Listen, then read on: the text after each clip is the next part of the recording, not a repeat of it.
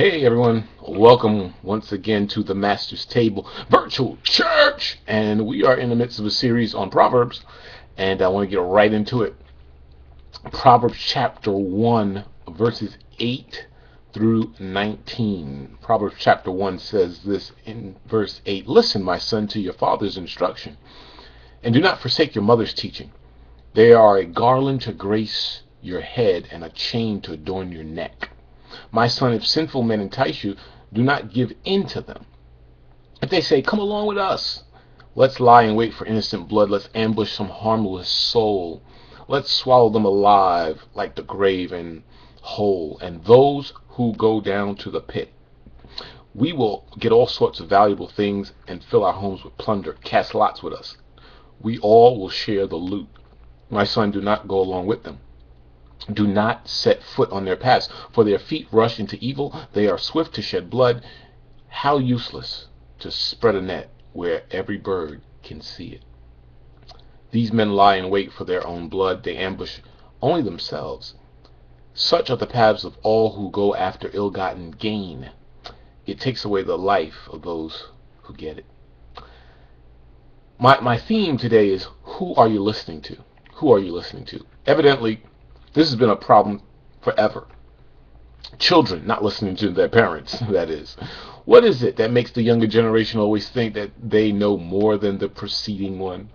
We are guilty of it, all of us. I remember when I was a teenager, in my teens and 20-somethings, how smart I thought I was as a young man.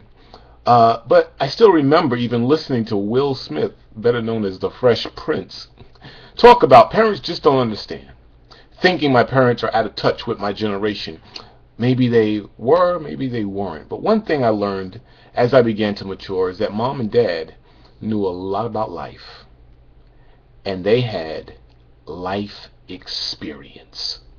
And so Proverbs encourages us, in particular, to avoid associating with people who are greedy for gain, people who will swallow others alive and take them down to the pit. These are the type of people who will do anything to get ahead. They will do anything to make money. They will do anything to get in the in crowd and stay there. You know, some of these people, we read about them every day in the newspapers, on the internet. They're exposed. We hear about them because their lives are a bunch of lies and deceit, and it catches up with them, crashes down on them. So Proverbs warns how easy it is to fall prey to such people. Proverbs says they are enticing. They lie in wait, ready to ambush the innocent, unsuspecting soul. And so, haven't we all pursued a relationship, a job, a certain employer, only to realize after that relationship has been built that that person with whom we're associating is not good after all, or he or she seems like a good person, but we only get to know people when we're in a relationship with them. And so the bottom line is, perhaps the wisdom doesn't just lie in the choosing, but also in how to respond once we realize the relationship isn't going where we intend for it to go. When we find ourselves in relationships that are dragging us into darkness and not into the light, when it doesn't just feel good, we need to take an alternative path. We need to constantly choose a different route. This is difficult to say at the least. Sometimes we're forced into doing business and relationships and being with people around us. But I believe the change of direction has to come in this. Along the way, as we're living, we must have the companions of people around us who are bringing us to life, who are speaking life in our life on a daily basis. And as we surround ourselves with those type of people, it's more easy to recognize the ones who are bringing us down. And so, who are you listening to?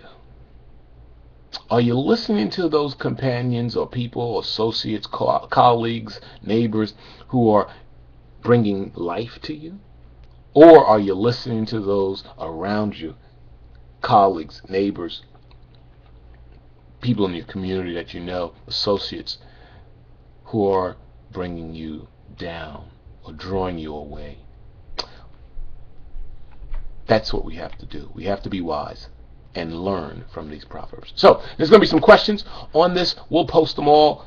And once again, be wise. Make sure we're listening to God's voice. Make sure we're listening to godly people and wise counsel. Have a great weekend. And remember, always feast from the Master's table.